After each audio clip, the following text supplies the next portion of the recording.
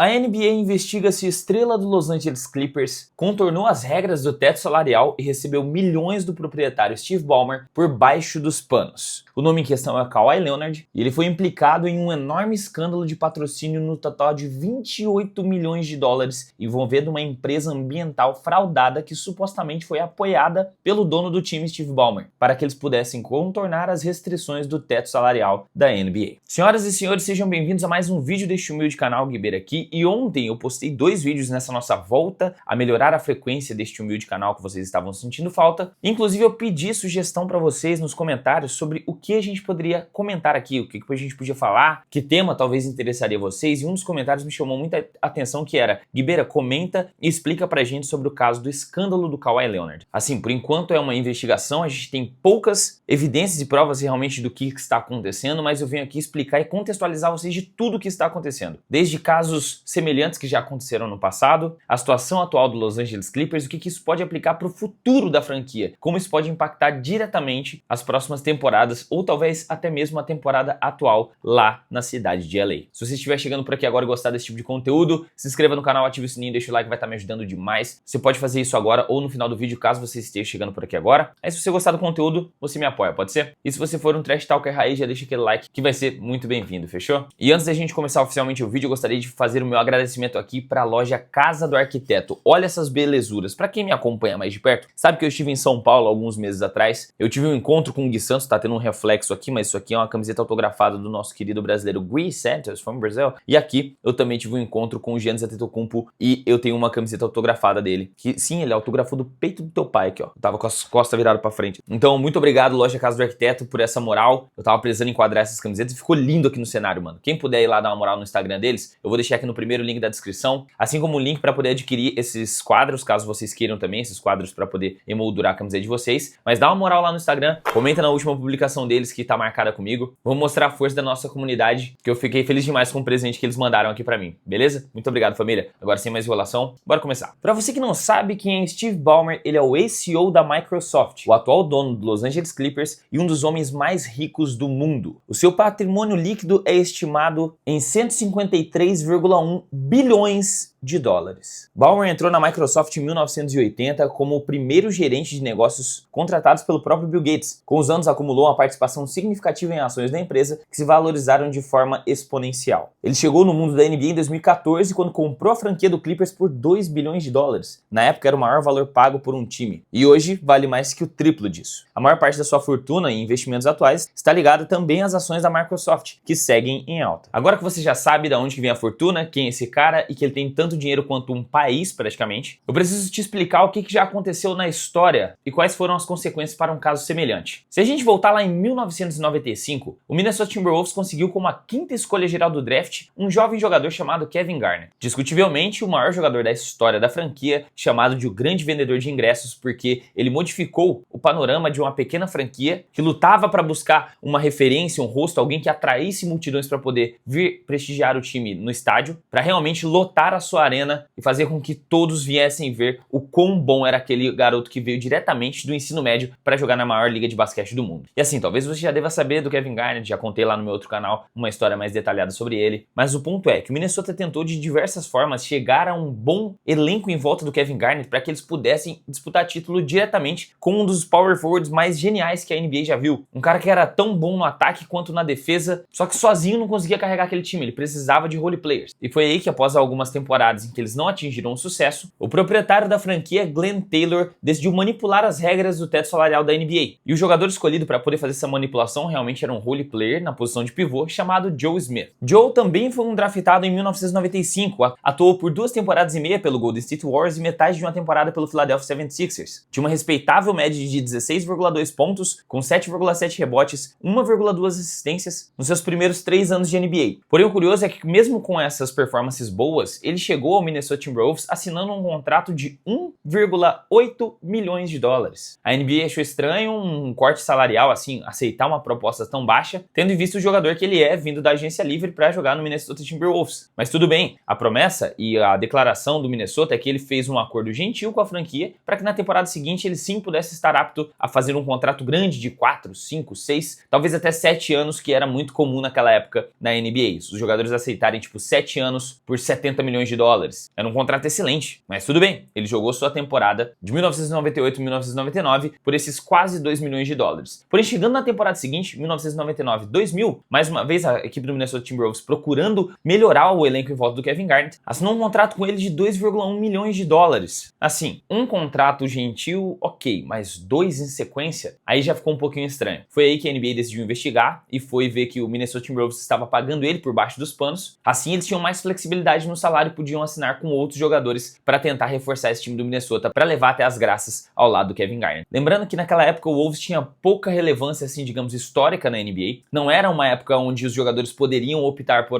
quero entrar de agente livre para ir assinar com aquele time, eu tenho as rédeas da minha carreira, eu posso selecionar para onde que eu vou, eu posso fazer aqui um esquema para ir jogar com um amigo meu, como alguns jogadores hoje em dia fazem. Então era muito mais complicado. Ainda mais uma equipe jovem que estava sendo montada praticamente por draft e por agência livre. Qualquer escolha que eles perdessem do draft, qualquer multa, qualquer restrição, qualquer contrato que fosse violado era uma perda gigantesca. E após o descobrimento desse escândalo, foi um dos motivos que levou o Minnesota Timberwolves a não conseguir mais bons resultados para a sua grande estrela Kevin Garnett, já que eles tiveram que pagar uma multa recorde de 3,5 milhões de dólares. Eles perderam 5 first round picks, escolhas de draft de primeira rodada dos próximos anos, e eles ainda por cima tiveram um contrato violado do Joe Smith, e na temporada seguinte ele foi defender o Detroit Pistons. E o mais curioso é que o Joe Smith depois voltou, depois dessa temporada no Pistons, ele voltou pro Minnesota Timberwolves, cara.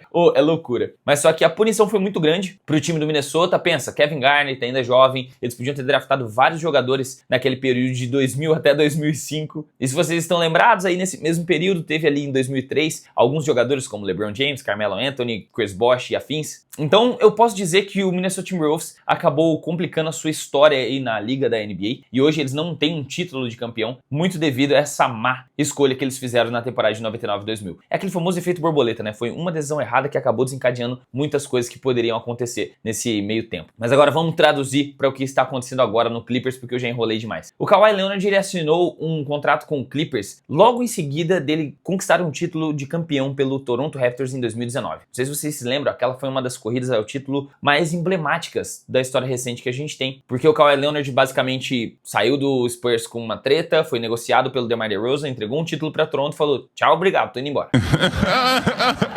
E o que levou ele a sair do Toronto Raptors? Já que o Toronto queria manter o Kawhi tinha acabado de ser campeão, quem sabe eles poderiam até repetir um back-to-back, mas não. Segundo o que eu tive acesso é que a parte financeira e também a vontade do Kawhi de jogar em Los Angeles motivaram ele a entrar na agência livre e assinar com o Los Angeles Clippers. E assim, o Toronto Raptors realmente fez de tudo para poder tentar manter o Kawhi Leonard. Porque assim, quando um jogador vai assinar com uma franquia, ele não só recebe aquele contrato, o papelzinho em branco que ele fala: nossa, você vai ser pago tantos milhões de dólares por tantas temporadas, você aceita? Pô, vou largar meu autógrafo aqui. Não é só isso, porque tem fatores externos que também motivam o cara a assinar ali, como por exemplo, vantagens da própria franquia, como a gente vai te ceder uma casa aqui, você vai ganhar um carro aqui, você vai ter tipo, sei lá, esses benefícios de saúde, disso, daquilo, e também a gente conseguiu ainda esses patrocinadores para você ganhar uma grana por fora do seu contrato. Digamos aqui, a gente fechou com McDonald's, com a Ford e com a Uber, e você vai fazer propaganda para essas empresas e vai receber tantos milhões ainda por fora de investimento deles para ajudar a trazer você aqui para nossa franquia, para jogar por Los Angeles. É assim que funciona mais ou menos para poder convencer um cara. Tem vários fatores externos, não só o contrato da equipe e o que ela pode oferecer de melhor para esse atleta. Então, teoricamente, o contrato para poder trazer o Kawhi Leonard, além de trazer o Paul George, que era uma das exigências assim que a gente pode dizer do Kawhi, eles também arranjaram vários patrocinadores para poder trazer ele pro Clippers. Mas esse não foi o problema, mas sim na hora dele reassinar um contrato, na hora dele estender e permanecer na franquia. Porque pouco tempo depois, né, dele chegar no Clippers, ele chegou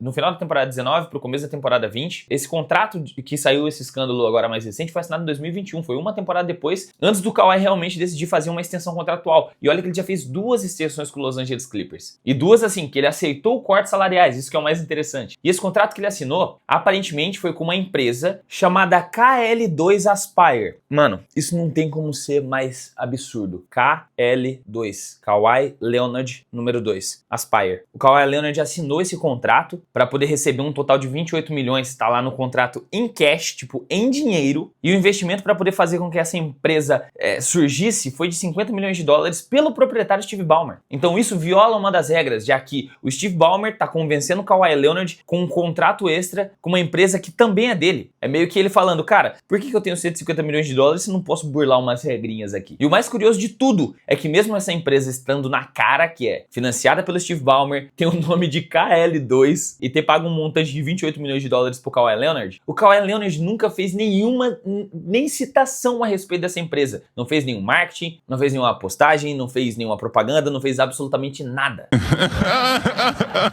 O que leva a NBA a interpretar que os cortes salariais que o Kawhi Leonard aceitou nas duas extensões que ele fez no Clippers vem decorrente desse dinheiro que veio por baixo dos panos de uma empresa que também é do proprietário do Clippers, que convenceu ele a receber menos dinheiro para poder que o Clippers pudesse se reforçar com outros nomes e ter mais flexibilidade na folha salarial. E o que isso pode implicar? Teoricamente, aqui nas novas regras da CBA tem 4 punições. Se isso acontecer tipo uma vez, uma descoberta, é 4,5 milhões de dólares. A segunda, 5,2. A terceira, uma escolha de draft congelada. E a quarta é a rescisão de contrato do cara, mais uma reavaliação do que eles podem ser punidos. Teoricamente é isso que está escrito nas novas regras da CBA. Mas dependendo da investigação da NBA e o que eles descobrirem ali pelo Los Angeles Clippers, pode ser que o buraco fique um pouquinho mais embaixo. E o porquê que isso é tão prejudicial para Los Angeles Clippers? Porque, se eles perderem o principal jogador desse elenco, o melhor jogador desse elenco, que é o Kawhi Leonard em sua versão saudável, isso já vai complicar muito a expectativa que o time tem sobre essa temporada 2025-2026. Já que essa pode ser considerada a última corrida das carreiras de vários jogadores que estão por ali. Bradley Beal, James Harden, I am a system.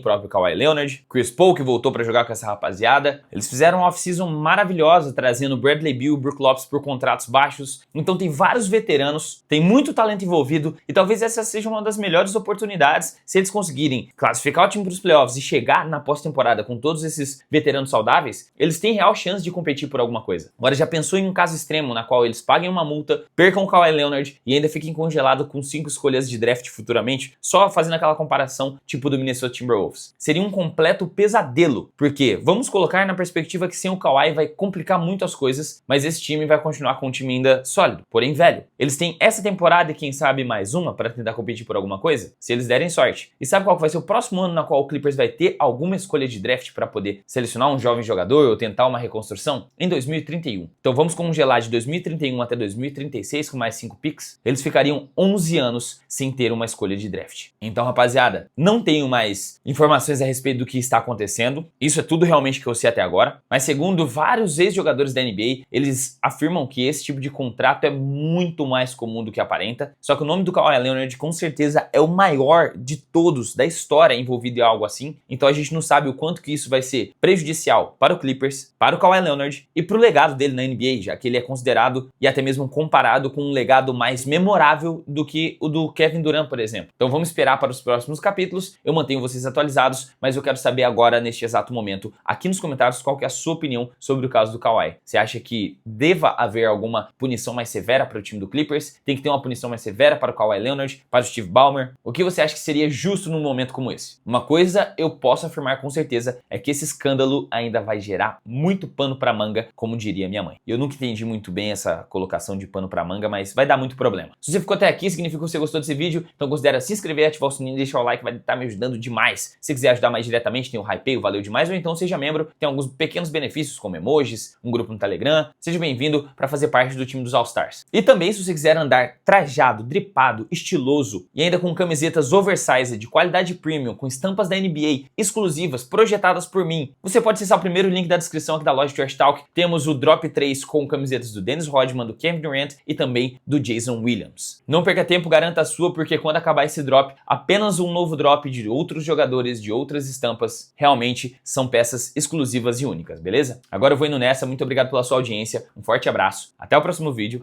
e falou!